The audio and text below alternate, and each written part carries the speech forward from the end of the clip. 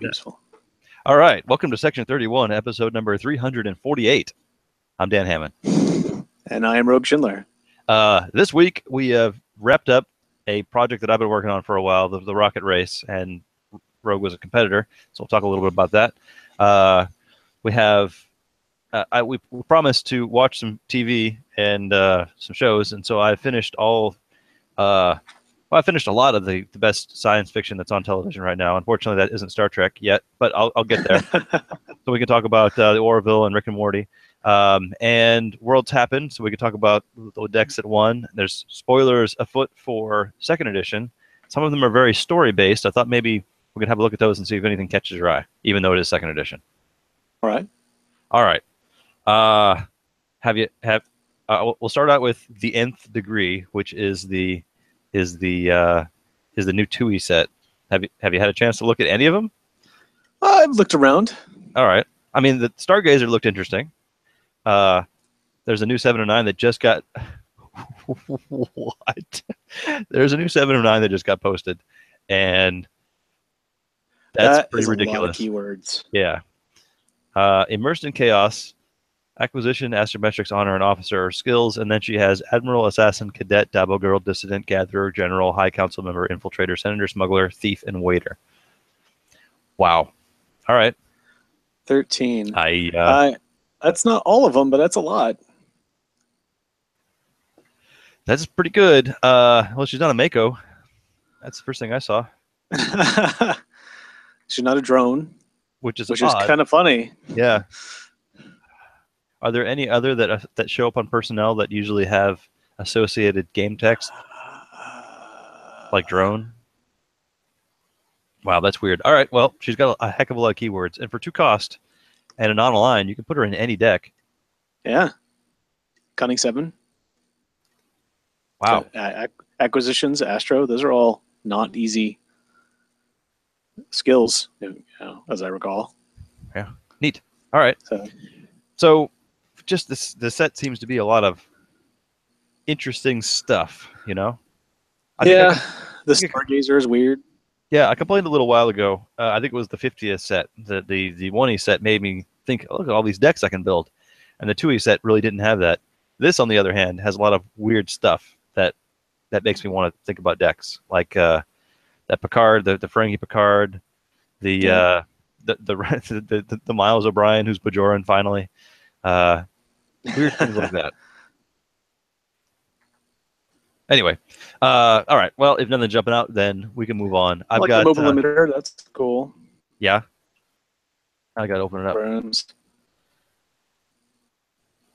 Get a little sharing works with the Holo program, which is kind of cool. I love Kevin. Okay, I'll give you that. That was inspired. That's the one. The equipment that you blow up to your opponent's hand, and all your people are not killed anymore. That's pretty good. Yeah. Nice. All right. What else should we talk about? Well, we missed recording last week, which was okay locally because our 1E event did not happen. But there was another 1E event and a 2E event and a triples event that happened down in an aphorism, which I won't use, but down in Florida, there was Worlds. Yeah, congratulations. And, people went and played. Jason Drake and John Corbett and Josh Sheets. For all the points that he gives everyone else, I'm impressed that Josh Sheets came away with it with his own victory. So it's a little bit of karmic triples coming back. Very good. I was disappointed. I was pulling for Florida to get sexecuted, and it was looking good after day 1. But I guess it wasn't to be. I'm looking at Josh's his deck here. They 1, 10, 100, and 100,000. No 10,000s, no thousands. Lots of just so many 10,000s. Really? It says 114. I guess it's a 158 card deck. that's a lot of one go, 10 toxins or 10 utilize battles. 41 tallies. I can't. I mean, looking up at the record, I mean, Trek Master side event, first place, Trek Masters, first place, a second place finish, and then a first place Worlds finish. So clearly deck works. I would love to hear how it went down. If he ever went out, did he outlast anyone in a death march round or something? It certainly feels like I don't have to go out to win deck. Well, a third of the deck is tallies. Yeah, so he had 2.3 million. Over 500,000 higher than the next than the second place finisher. I don't know how they did that, if that was all one round or if this is a tally of multiple rounds, but all right. Well, I look forward to hearing. There's no tournament report there, so yeah. Looks like there's only one from Lucas, and that is not actually a report. Okay, very good. Well, Josh Sheets travels around, so I'm sure I'll run into him eventually. I'll be able to pry that story out of him. On the 2E side, it looks like John won with Ferengi, which is cool. Good to see. I'm sure we'll have that tale has been told. And on the 1E side, I'm seeing Attention All Hands, Continuing Mission, and gonna guess Enterprise. I'm looking for the download. Finest crew in the fleet. So yeah, TNG fed. It's impressive. Still going strong. Yep. Nice. Bunch of holodeck doors to get out the Barash guys. Yeah, Barash guys. Good free report. Plus free reports with all the androids. I see Soong types and the lot. So probably just a good strong and a Kashara. Interesting. Huh. 18 yeah, I guess 2 Vulcan interrupts and your Fed missions are with 5 points more. Yeah. There's no reason not to play with that. Yeah, that's pretty good.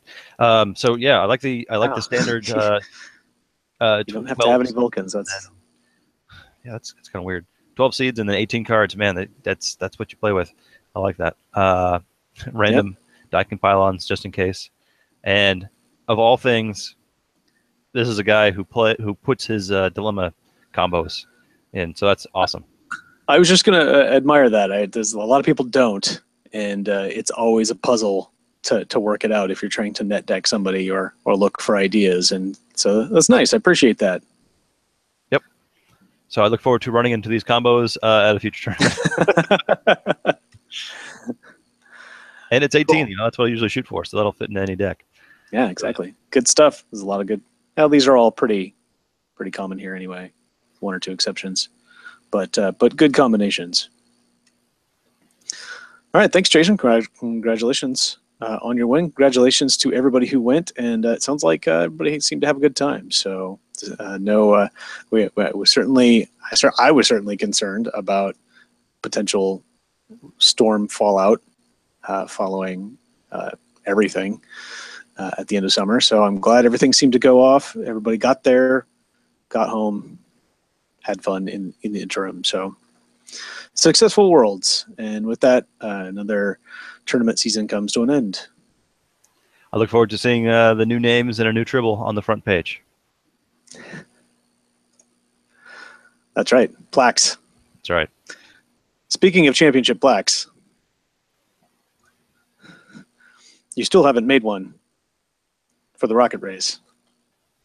That's right. No, we haven't. However, I am told that we are in line for a free website upgrade by one of our friends. So I would expect as sdrocketrace.com gets a makeover, that will be something we'll put, something with a little bit of history, so we can have all the teams that have won events in the past, because that's kind of cool. We've been doing this long enough that we should have as you say, a plaque or a Hall of Fame or something like that. Yeah, or just results. You could have links to each year. Yeah. Of the winner. Our to the 2017 rocket race was last Saturday. It started 9 o'clock, and the teams played some games in the morning, and then launched out and ran around Old Town for a while, and then ran up toward the airport and back along the way. Found a warehouse with an awesome map room, and then used that to find Liberty Station, and then ran around Liberty Station for the rest of the afternoon. I had a lot of fun. It was a lot of effort in building up to it, but I found this awesome new game called the Royal Game of Lure, which I've watched some videos on. It's just this awesome ancient, 4,500-year-old game that they found, and I thought it was perfect for this, archaeological startup. And it turns out the museum opens at 10 and not 9, so we needed to keep teams busy for a little while. So we played this and as a launch, and it was actually kind of fun. I mean, I'd play it again. I have played it again. There's a website where you can just play against the computer, and it's just click, click, click, roll, try to figure out where to play. So, yeah, you're gonna have to send me that link. Yeah, it was link in the show notes. Yes, the show notes. And it was fun to wander around because I did pairings, Star Trek style. So, top two players, you just random assignment for the first round. The top two teams played, and then the middle two teams played, and then someone got a bye and played one of the volunteers. And unfortunately, I was really hoping you and the brown coats would paired up in the last round, because that would be epic. But you guys played in the second round. Yeah. And then the third round, and I think you guys won twice or won once. What's important was they were the team that we beat. Yes, you defeated them, and I think it was very close. I think you had 5 points in the other two games, so you guys were right up there.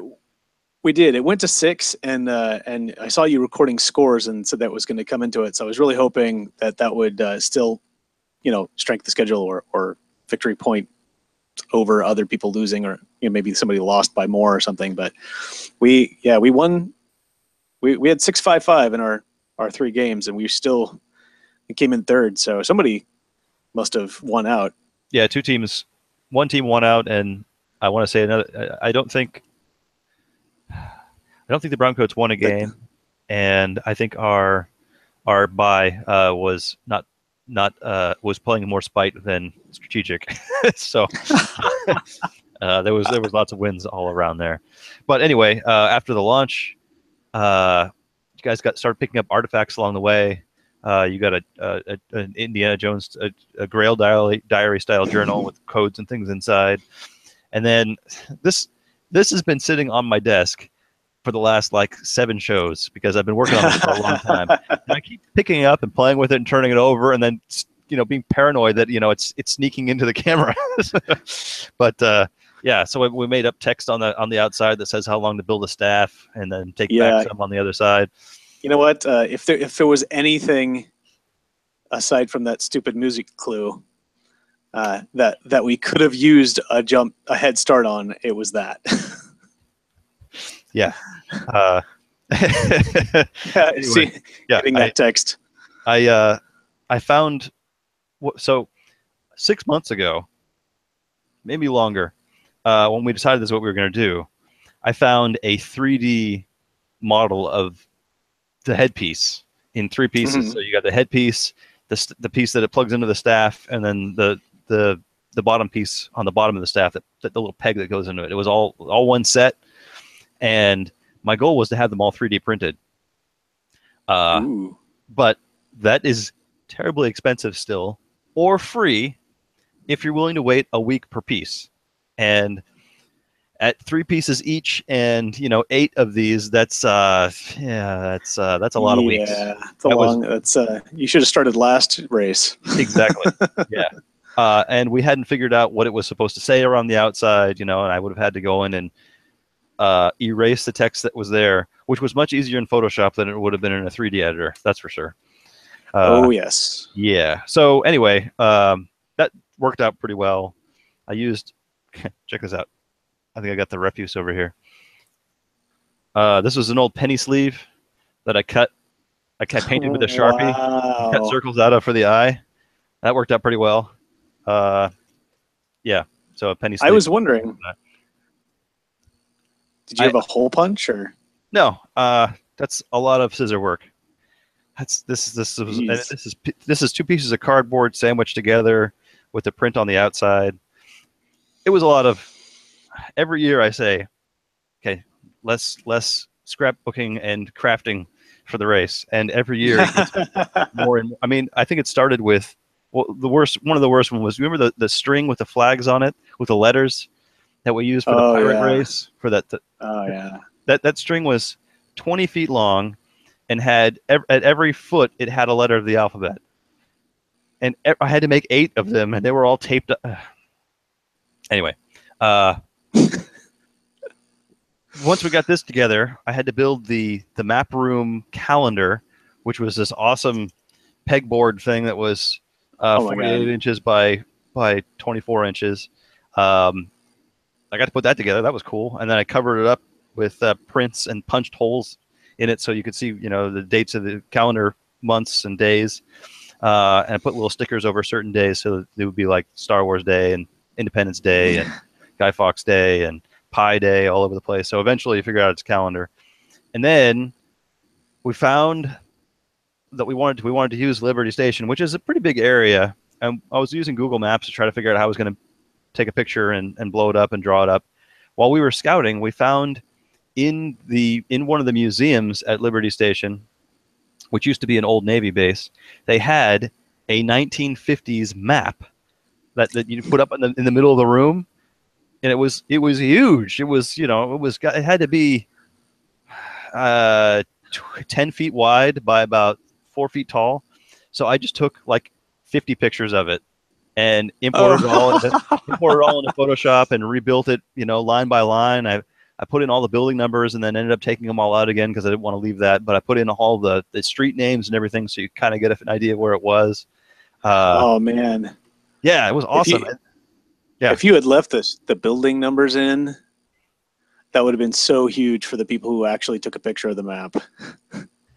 Yes, because there were several broken links trying to find maps. The only place I'd ever had any info, it seemed, was libertystation.org, and half the links were broken. It was so hard to find a map with numbers on it. And a lot of the buildings have their original numbers written on them, but with no record. And believe me, I know, because I put them I put in 400 numbers on that thing. They built them in order and numbered them as they built them. So they started in the middle, and they went over here for a while, and then over here, and they were over there. They're literally all over the place. So there are a bunch that are grouped together, but then there's like like, the next one must be right over here, and nope, it's no. That's 20 years later when they built that building. So you've got another 50 numbers in between the two. But the long building was kind of unique. That the lunch station was, and it was right there on the map, and it was the same one as it always was. But I know a few teams found that original map that I took all the pictures from inside the museum, and it was like that was perfect. I wish I could have just taken the thing and taken it out to that garage, because we would have used that, because it was 3D and had built what I didn't have time for. Another 2 weeks, and that the map in the map room would have had foam buildings everywhere, because I had all the styrofoam out there, but I didn't have the time. So, it was a lot of fun. See, that's one of those things where I'm like, I almost kind of wish I hadn't run, because I totally would have come and helped build that. Yeah. It also had to fold up and fit in my car, and a bunch of little buildings would have made that difficult. So I had an idea, but anyway, we had a big spotlight on a camera tripod that rotated across the view, and in the warehouse there was a fan in the ceiling with this shaft of light that came down right in the middle. We had the soundtrack playing for the map room. It was everything I could have hoped, except it took just one too many times for everybody to go through, and we were there for a lot longer than I expected. But what do you want? What can you do? I'm somewhat glad we didn't have the 16 teams that we've had in the past, because that would have taken until 3:00 instead of 1:30. Yeah, it was an unfortunate year to be an hour behind. Exactly. With the thing, but it was so cool. It was so cool. I do have a question, which I assume, and I just like confirmation, because I just jumped right in with, well, let's do today, and we just kept doing today. Is that confirmed somewhere that you use that? Is that from the movie? Yeah, the idea was that as the sun moves across the sky, it goes in a different path every day. And so you have a calendar on the ground, Right. so you know where to put the staff. So whatever day it is, you put the staff in place, so it's in a line. But do they say that in the movie? Like, where did you get that, or did you just make that assumption as building the puzzle? I must have come across it on a Wikipedia page or something. Okay, because we literally watched that the night before. Mm-hmm. We had gaming, mini gaming, and we're like, let's put on Indiana Jones in the background because that's a theme, sure. And as I was watching it, because I think this every time, it's a minor thing, not a big deal, but it's not something they ever mention, which is, they're digging in the wrong place. There's the staff. They cut their staff is too long. That's how they're wrong. But they also put the staff in the spot. Yeah, he goes down and he looks at it and he finds their hole, and then he's like, no. And he goes and finds another hole. And I'm like, how does he know which hole to do it? They never really talk about that. So we went back, and the only vague reference to it is as they're walking up, he's talking to his stuff. Oh, when did they find the map room? I'm like, like 3 days ago. And it's like, okay. And then when he goes down, he moves 3 holes away, or whatever it is they're saying. I don't remember exactly. And that was the only thing. Is like, oh, it must be the day. Maybe it's the day. And so if we hadn't just watched that, I mean, maybe I would have made that leap, but I was like, that's really not covered in the movie. Well, we had 5 teams, and everyone came in, and it took all but one team maybe once through to figure out, okay, it's a calendar. We had teams putting it in the day Indiana Jones was released, and we had teams putting it in. So I think I made a mistake, and I put Festivus on the map, on the calendar. And the symbol for Festivus is the Festivus pole. So people ran in and saw, look, there's a pole. Let's put it in that spot. Right there. So that wasn't. Oh, no. But, yes, it was you have to find today's date. That's it. And you have to figure out its calendar and put it in today's date and have the right length. And yeah. So that was it. You got it in one. And that part. We had a hacksaw there. So once you deciphered the reverse writing on here that it was backwards, that it said a yard minus 3 inches, you can cut it down to 33 inches, and a tape measure there. By the time everyone figured it out, we also had as the line, the laser, as the headlamp shone through the thing. I really wanted it to be, a bright red spot because we got this little clear thing, but it wasn't focused enough for that. So we put a couple of lasers all around the room, and I had a button trigger. So when it was shining on it, I hit the buttons and it lit up red in the very center, and then I let go of the buttons and move the thing off. So it kind of looked like it was lighting up red. That was a pretty good effect. Anyway. It did look really cool. And I did appreciate, given the complexity of the clue, I did appreciate the confirmation afterwards of Sala saying, I'm sorry, my friends, you're digging in the wrong place. Or, yes. You are not digging in the wrong place. So yeah, that was good. At least you knew whether you got it right or not. I was concerned. A few people figured they got the date right, but had the wrong staff length. And so if you follow the path of the sun, as it goes across, it's only going to hit it somewhere on that line. Teams right. Could have just ran off to Liberty Station and figured, all right, we've got a line of places we're going to be here. There's a comic book store. There's a place where people eat. We usually have our lunch spot, at a place where we wanted to be far enough away so that you actually had to solve the thing. So if you just ran out there, we were on the other side of a building that was probably, what did we say, 30 yards away, 100 feet away. It was definitely like, and it was very precise, like from what was on the map and where we went, we're like, oh yeah, this is right here. But it was not anywhere you would happen across on the race otherwise, which was good for that reason. It was less good for reasons of being in a really, really busy location for lunch and only having half as much time for lunch. Right. The other thing we did was if there was a team waiting for another team in the map room, the waiting time was going to be subtracted from your lunch time, which meant, unfortunately, that people's lunch times were as short as 20 minutes, and there was no way people were going to get a lunch done in 20 minutes, especially for the teams that were there late. I felt bad for them. But they went and got lunch, ran back, picked up their clues and sat and ate, solved, and started solving. So the second part of the rocket race is a bunch of small puzzles that lead to somewhere, in this case, around Liberty Station. And you have to get as many as you can with your photo and then back before 5 o'clock. So for some teams, that did not leave a lot of time for running around. Did you end up driving anywhere, or did you run the whole way? Well, so we were not anticipating everything being around. And the last couple of years, our MO has been, okay, well, we're here. There's usually a food spot somewhere nearby. There's internet or a cafe or where we ate or something, depending on where we are. And so we get out laptops, set up shop, and we start solving.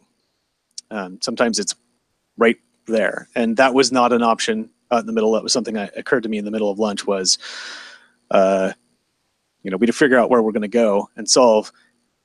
From baby strollering last summer, I was actually familiar with the far end of Liberty Station. It was like, hey, there's, this site is all kind of really busy and packed and constantly stream of people. But at the other end, there's a little strip mall and there's a Starbucks. I'm like, let's go down there. It's close to harbor. And so we can go down there, use the internet, solve stuff, hop on the road, and we can go where the hell we're going. And then not only did we discover we weren't going anywhere, but we had to come back almost immediately because there were 2 clues that I'm pretty sure nobody, maybe one of the team got to do because they were listed as only available between 2 and 3 p.m. And, we were the second team to hit lunch, and we were still the second team. Like, nobody had hit lunch by the time we left. And it was and that was 2. So, they were going to have lunch, unless they got lunch, came back, solved that one immediately. It seemed unlikely. So we were like, well, let's solve for a bit. We got about half done, and then we had to drive back to the other side. I wish we had done more solving while we were there because we were maybe 2 blocks from one of the only 2 clues that we missed, which was unfortunate. And we ended up running all the way back down there and still missing it. But once we came back, did the 2 physical challenges that were time sensitive, we were like, well, then this one's nearby, so we run to that, and this one's a little bit further. Okay, we'll go to that, and this one's now. Okay, we need to stop and solve a little bit, but we're so far from the car. We might as well just run. But it's the same distance, even though we'd have to come back. It's the same distance to run there than it would be to run to the car, and so I'm just like I'm positive this is intentional. And talking to the other teams, they're like, yeah, we drove a little bit, but we mostly, unless you were fortuitous, because it would have taken as much time to find parking in some cases as it would to just run around. Yeah, I'd agree with that.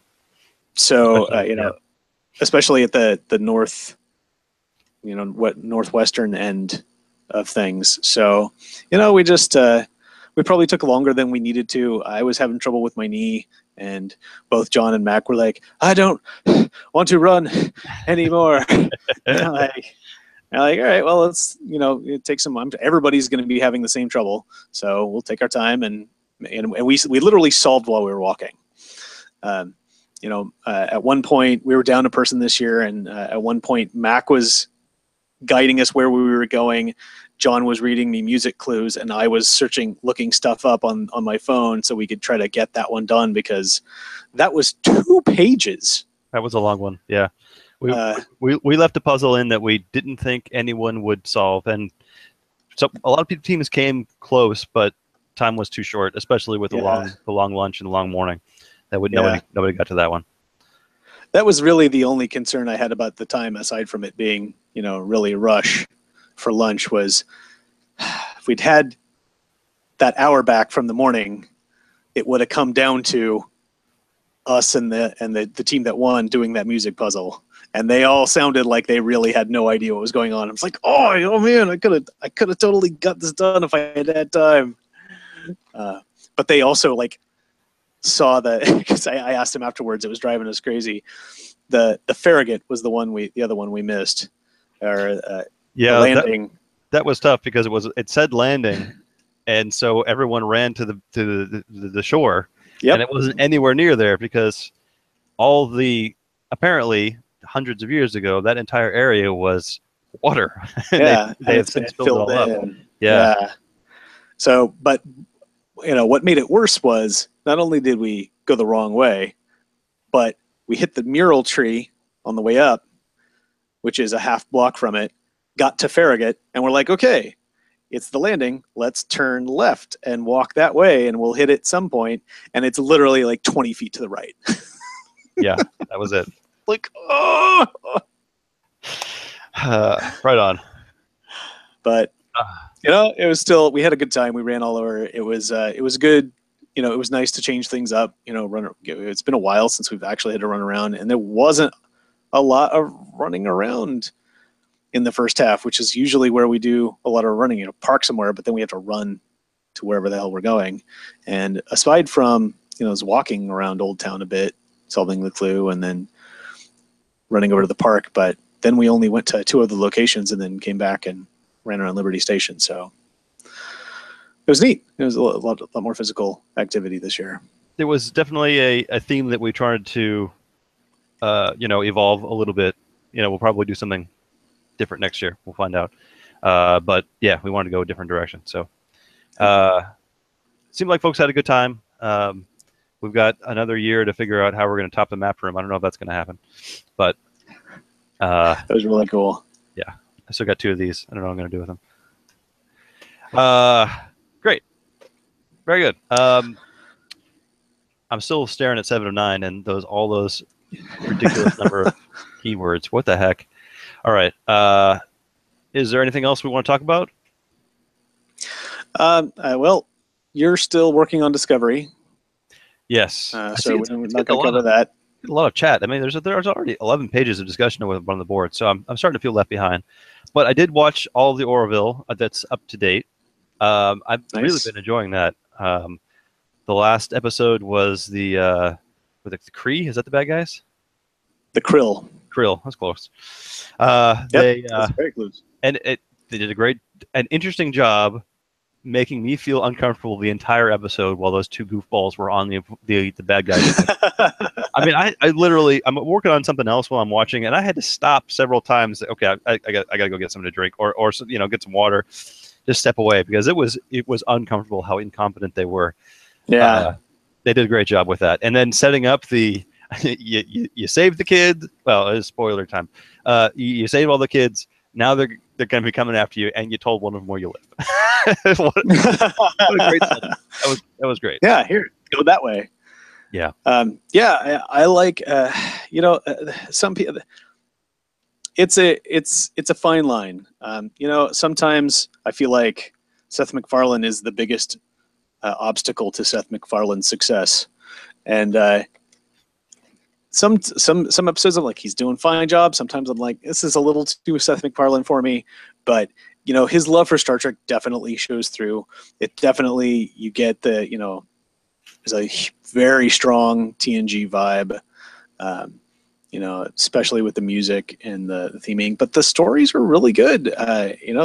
These are classic. Somebody online called it a regurgitation of Star Trek, and I highly objected to that. It is definitely themed, and it's definitely, yes, we want to be Star Trek. Somebody mentions like, well, because Seth MacFarlane clearly wanted to be a Star Trek, right? Do make a Star Trek show, and this was probably his pitch, and they turned him down, so he made it a something else. But it's still, in that spirit, and I think it's doing a fine job of holding that spirit, and it has yet to regurgitate, any of the plots that I remember, and I remember them all. So no, I mean, I would say it's got a good Star Trek story bits, right? Good science fiction, motifs and different the different buttons that they're pushing. This is an interesting social issue with the two guys' kid and just stuff like that. But it also has the dialogue of like Firefly. I'm feeling a lot of just snappy back and forth things that are funny and real conversation instead of the very stilted Star Trek conversation, right? Yeah, it's a lot more casual. I'm very much feeling. At one point, I was kind of, when I was skeptical about it, I said I was kind of hoping for something like Scrubs, where they're still doctors, they're still professionals, but they're kind of goofy and they have real life problems and real life conversations, that are both serious and funny, and that's kind of what we're getting. The whole last episode was very much Mal and Wash running around trying to get out of trouble, right? Because the pilot I've got has got a lot of Alan Tudyk, I think. Oh my God, the nonstop Avis jokes. It was like we try harder. Like, and Captain's like trying so hard not to punch him. I did enjoy it, and there were between that and I watched maybe an episode or two of Rick and Morty to catch up with all of season 3 today, and there were just laugh out loud moments when I had to look around to make sure no one's watching me laugh out loud. That was great. I had a great time with both of those shows. Great science fiction on both of them right now. Awesome. Well, I need to do some Rick and Morty catch up myself. I'm still haven't started this season, but you have given me a key to working on that. So I will work on that in the off week, in the downtime this week. You need to jump on the Discovery train. I shall. If nothing else, I will start up my month free trial and get caught up and watch the next few episodes for free, and then we'll see where it goes from there. There you go. All right, and then we should meet back here next week. Sounds like a plan. And go from there. Let's do that. All right. So that sounds like all the intelligence we have this week. Man, I really want to talk about something from Discovery, but I'm not going to. Everybody should be watching Discovery. If you haven't, you should really go out. I know it sucks to pay online for the show, but you do get a free month to get you hooked. Get together with some pals, have a joint account where you all pitch in, because you're probably only going to watch a Discovery on CBS All Access anyway. But do yourself a favor and do check it out. It's totally worth it. In the meantime, I am Sir Rogue. And I'm Sir Dan. And I'll remind you all, if you're playing Star Trek Timelines, to expand your power in the mega event universe. All right, and I will start a free trial then.